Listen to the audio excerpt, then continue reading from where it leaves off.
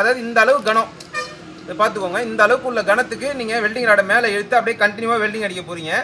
இவ்வளோதான்.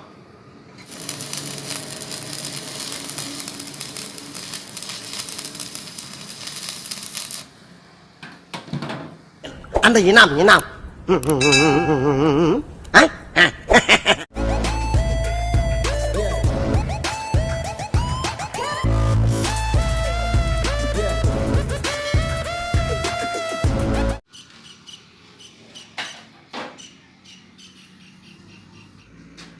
Hello friends and viewers, welcome to Venkateswara Engineering. Welcome to Great Krigalan Magic Show. இன்னைக்கு வந்து welding tips and tricks. பொதுவாக பார்த்தீங்கன்னா நம்ம லேத்து வெல்டிங் மிக்ஸ் பண்ணி சொல்கிறதுனால வியூவர்ஸ் என்ன சொல்கிறாங்க அப்படின்னா வெல்டிங் மட்டும் தனியாக கற்றுக் கொடுங்க, அதாவது ஒரு ஷாஃப்ட் இந்த மாதிரி ஷாஃப்ட்டில் வந்து வெல்டிங் அடிக்கிறது எப்படின்னு கற்றுக் கொடுங்க அப்படின்னு சொல்கிறீங்க. ஸோ இன்றைக்கி கொஞ்சம் பக்கத்தில். ஸோ வெல்டிங் அடிக்கிறதுக்கு பார்த்தீங்கன்னா பிகினிங் ஸ்டேஜ் பார்த்தீங்கன்னா மிஷினில் பவர் செட் பண்ணுறது. மிஷினை கட்ட இது வந்து எத்தனை ஆம்ஸ் கரண்ட் இருக்குது அப்படிங்கிறத வந்து காட்டுறதுங்க. இதில் வந்து இப்போது உங்களுக்கு தெரியுது, இப்போது 19 ஆம்ஸ், அதாவது இந்த 19 காட்டுது பார்த்தீங்களா.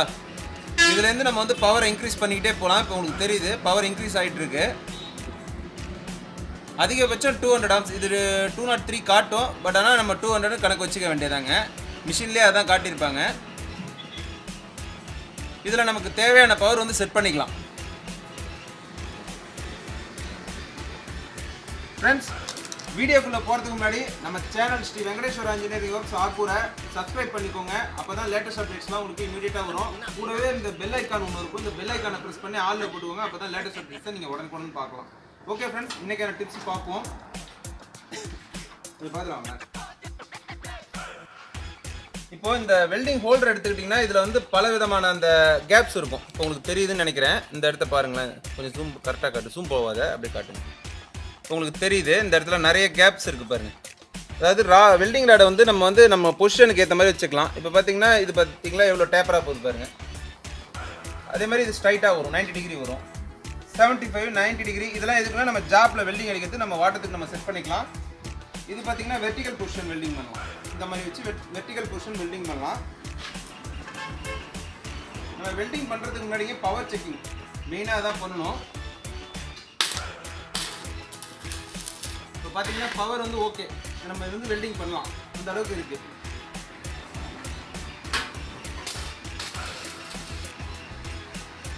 பொதுவாக நீங்கள் வெல்டிங் பண்ணுறதுக்கு முன்னாடி ஒரு வெல்டிங் ராடை வந்து இன்சர்ட் பண்ணி வெல்டிங்கோட அந்த முனையில் இருக்கக்கூடிய அந்த ஃப்ளக்ஸை வந்து கிளியர் பண்ணிக்கோங்க. ஃப்ளக்ஸை கிளியர் பண்ணுறதுக்கு வெல்டிங் இடத்துல வச்சு பொறுமையாக நீங்கள் டச் பண்ணிவிட்டு கொஞ்சோண்டு கிளியர் பண்ணிட்டீங்கன்னா கரெக்டாக இருக்கும். வெல்டிங் ராடு இப்படி இருக்கணும். நீங்கள் வெல்டிங் அடிக்கிறீங்க அவங்க பக்கத்தில் இந்த ஜாப்பையும் இந்த வெல்டிங் ராடையும் காட்டுங்க. பொதுவாக நிறைய பேர் கேட்குறீங்க வெல்டிங் ராடை எவ்வளோ ஹைட்டில் வச்சு வெல்டிங் அடிக்கணும்னு கேட்குறீங்க. இது வந்து இப்படி கணக்கு வச்சுக்கோங்களேன்.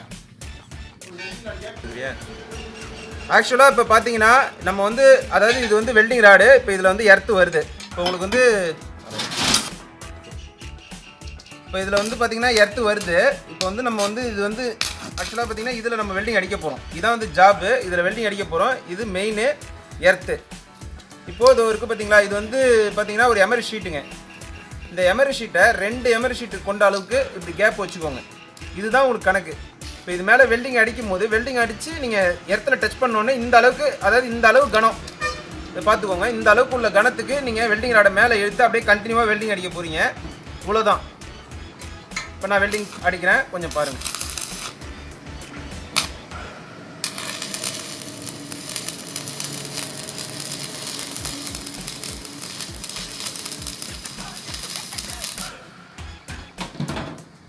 இப்போ உங்களுக்கு தெரியுதா? இப்போ இந்த அளவுக்கு தான், அதாவது இந்த நீங்கள் எந்த அளவுக்கு இப்போ நீங்கள் பார்த்தா தெரியும். இப்போ இதை சிப்பிங் பண்ணினீங்க அப்படின்னா இங்கே பாருங்கள். இப்போ இதில் இருக்கக்கூடிய வெல்டிங் பாருங்கள்.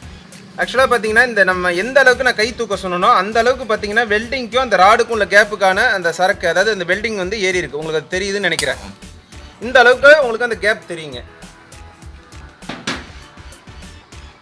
ஃப்ரெண்ட்ஸ், இப்போ பார்த்தீங்கன்னா வெல்டிங் அடிக்கிறதுக்கு இப்போ இந்த வெல்டிங் ராடுக்கும் அந்த ஜாபுக்கும் உள்ள கேப் நீங்கள் கேட்டுட்டு இருந்தீங்க. ஆக்சுவலாக பார்த்தீங்கன்னா இந்த மாதிரி இந்த அளவுக்கு தான் கேப்புங்கிறது வந்து நம்மளாக தான் கன்சியூம் பண்ணிக்கணும்.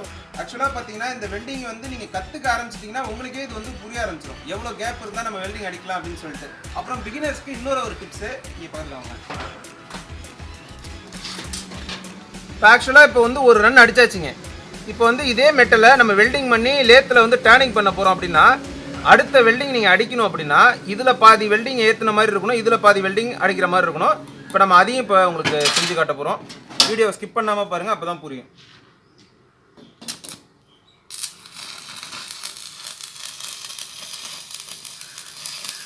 ஏத்தர்றாடே.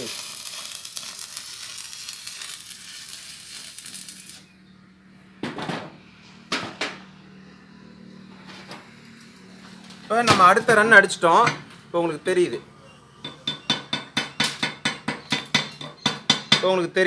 இப்போ ஏற்கனவே அடித்த ரன்னு இதோ இருக்குது. புதுசாக அடிக்கிற ரன்னை நம்ம என்ன பண்ணியிருக்கோம் அப்படின்னு பார்த்தீங்கன்னா, பழைய ரன்னோட பாதி ஏற்றிருக்கோம், புதுசாக இருக்கிற ஸ்பேஸில் கொஞ்சம் ஏற்றிருக்கோம். இதை இன்னொரு ரன் அடித்தா உங்களுக்கு புரியும்.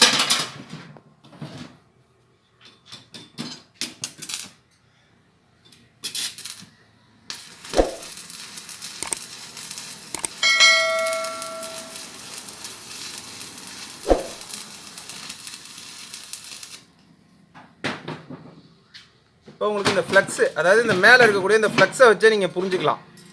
ஏற்கனவே அடித்ததில் பாதி, அப்புறம் மறுபடியும் 2வது ரன் அடிச்சிருக்கோம், இப்போ 3வது ரன் அடிச்சிருக்கோம். இந்த 3வது ரன்னும் பார்த்தீங்கன்னா ஏற்கனவே அடித்த வெல்டிங்கில் பாதி, புதுசாக இருக்கக்கூடிய வெல்டிங்கில் பாதி. இப்போ பாருங்க,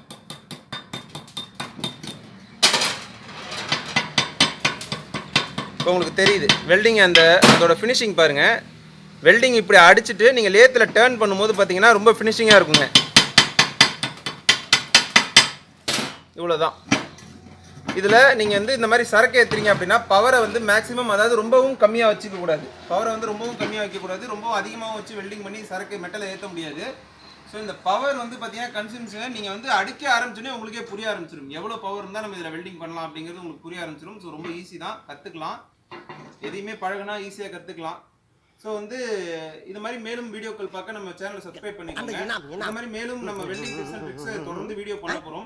இதில் உங்களுக்கு வேறு ஏதாவது டவுட் இருக்குது அப்படின்னு சொன்னால் கமெண்ட் செக்ஷனில் லீவ் பண்ணுங்க. உங்கள் கமெண்ட் என்ன, உங்கள் கருத்துக்களை வந்து லீவ் பண்ணுங்கள். நாங்களும் அதை பார்க்குறோம். பார்த்துட்டு புதுசாக எங்களால் என்ன பண்ண முடியுமோ பண்ணி உங்களுக்கு அந்த வீடியோ அப்லோட் பண்ணுறோம். நீங்களும் கற்றுக்குங்க, வெல்டராகும். Thank you friends. மீண்டும் ஒரு நல்ல பதிவில் சந்திக்கிறேன். அது வரைக்கும் உங்களிடம் விடைபெறுவது விக்னேஷ். பை. ஹாய் ஃப்ரெண்ட், நான் விக்னேஷ். இந்த வீடியோ உங்களுக்கு பிடிச்சிருந்தால் லைக் பண்ணுங்கள், ஷேர் பண்ணுங்கள், நம்ம சேனலை சப்ஸ்கிரைப் பண்ணி வச்சுக்கோங்க. அப்படியே கூடவே அந்த பெல் ஐக்கானை ப்ரெஸ் பண்ணிக்கோங்க. அப்போ தான் லேட்டஸ்ட் அப்டேட் உங்களுக்கு உடனுக்குடனே தெரிய வரும். Thanks to all.